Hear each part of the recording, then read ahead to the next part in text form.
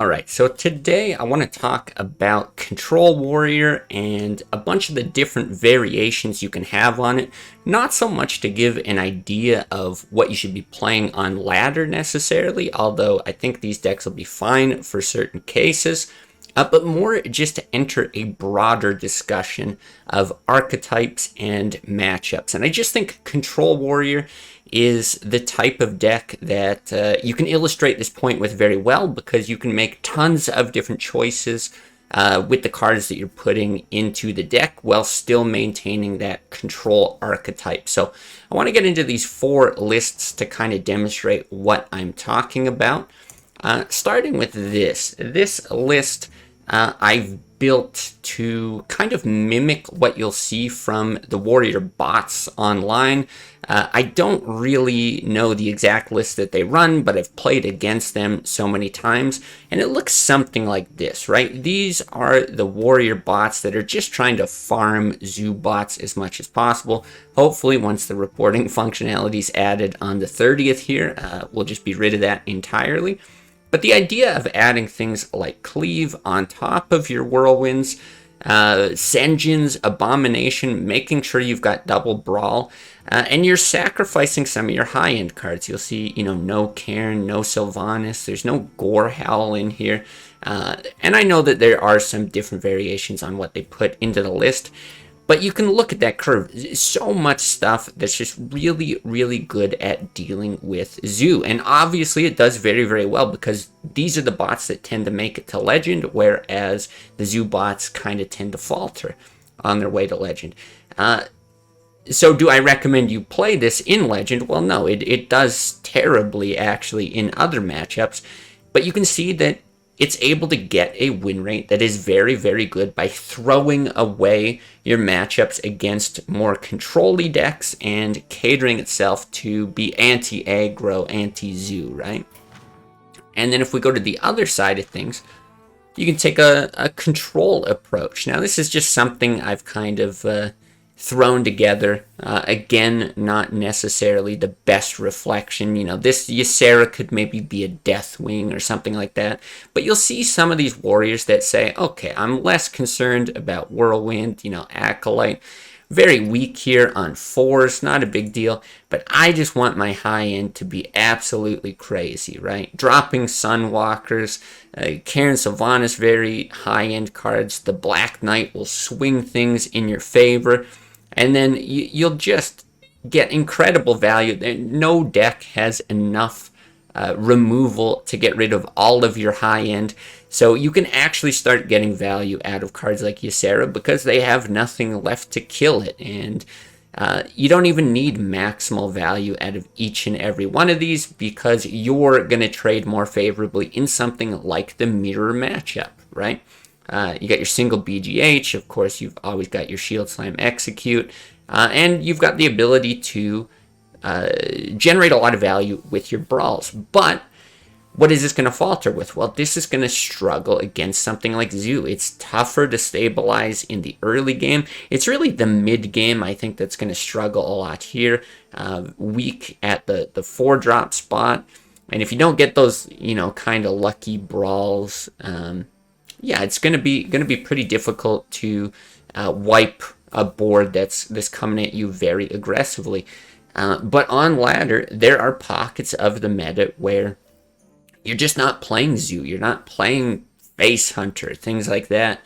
And you're, going to be able to get value out of these high-end things in the mirror, potentially against something like Druid. Things like the Black Knight going to do very well. I do think this would struggle very heavily against Druid, already an unfavorable matchup, and they've got the possibility to just ramp completely out of control. But yeah, just to give you an idea of the complete opposite end of what you're kind of catering against. This takes a more balanced approach to the whole meta. It's like, I don't really know what I'm going to face. It could be Rogue, it could be Druid, it could be Zoo, who knows. This is about what I tend to run. This in here sometimes for Druids. Sunwalkers and Drakes, they're just pretty good balanced cards, can be good against Druid. Both of them can be reasonably good in the Zoo matchup. I really like the Drakes against Rogue. Tinkmaster in here more for Rogue. You know, it's got the single BGH. You don't need the Acolyte, but no Whirlwinds to deal with those really tiny minions. Stuff that you're going to see from, yeah, a Hunter or a Zoo, something like that. This is just, yeah, I don't really know what to expect, but I want to play some Control Warrior, kind of balanced across all the matchups.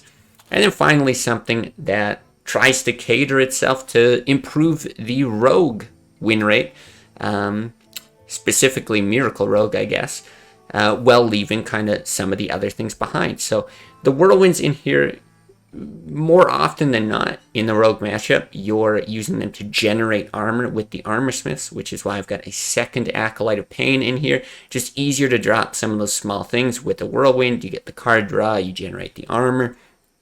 Tinkmaster, again, for that Concealed Auctioneer. Double Corcoran because it trades super efficiently with Azure Drakes. And sometimes you'll be throwing these into 3/3s as well. You just can't let rogues leave minions on board, so you got to have some way to deal with that. But, you know, not concerned with things like the Black Knight here. Nothing too crazy on the high end. Still, again, got these high end minions that will do pretty well in the mirror against other control decks, that kind of thing. But certainly not going to do as well if you're facing something like the really anti-control warrior that I just showed, for example. But this would beat something like the Zoo. As you can see here, just kind of 4 different ideas, and probably all able to get reasonably similar win rates, just depending on the actual meta that you're trying to counter or that you're playing in that little pocket. So why do I bring all this up? Why does it matter? Okay, metas and archetypes, and yeah, there's certain classes, decks that you're going to face. Where I think this kind of idea really comes into play. All right, forget Control Warrior. It's kind of figured out. Let's start looking at the classes that don't see a lot of play. Stuff like Priest, Paladin, kind of an underplayed class as well. They really struggle. You try to build something that's very good against everything. If you're trying to build a balanced Priest, it's probably a control-y Priest. It works with like Akanai Circle, Injured Blade Master, all those staple cards, and its win rate across the board just not that high. But if you want to make one of those underused classes work, try to incorporate ideas like this. Just say, you know what, I'm going to build a Priest that just counters Zoo. And you can do that. You can put in your Wild Pyros, keep that Akanai Circle in, your Holy Novas, and just don't worry about the high end. Forget it. I'm going to lose those control matchups, and that's okay, because if I'm in a pocket of the meta, that Diamond 5 to Legend climb, my win rate is still going to be very, very high, because my Zoo win rate is just going to be astronomically high.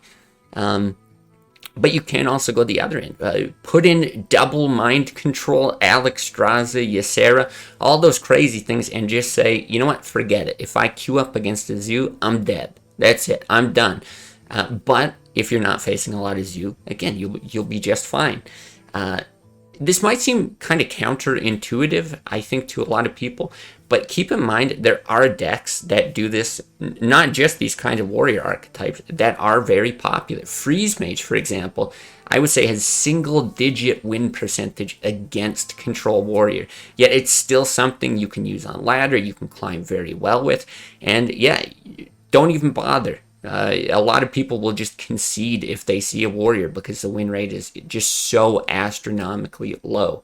So yeah, just a bit of encouragement maybe for trying to lean into this, keeping Classic fresh if you want to explore some of those underused either archetypes or classes or whatever.